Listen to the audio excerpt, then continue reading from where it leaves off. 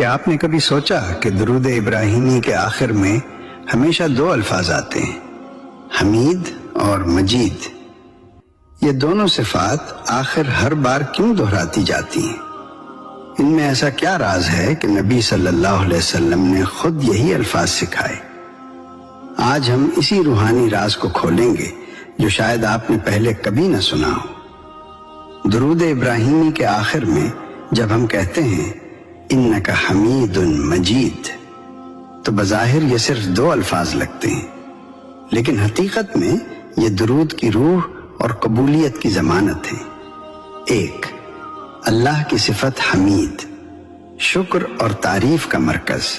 حمید کا مطلب ہے وہ ذات جو اپنی تعریف آپ ہے، جس کی ہر نعمت کا شکر ممکن ہی نہیں، جو ہر حال میں تعریف کے لائق ہے۔ درود پڑھتے ہوئے جب ہم حمید کہتے ہیں تو ہم اعلان کرتے ہیں کہ یا اللہ، ہم جس رسول پر درود بھیج رہے ہیں اس کا مقام بھی تیری ہی عطا کردہ عزت ہے، یعنی درود میں تعریف خدا چھپی ہوئی ہے۔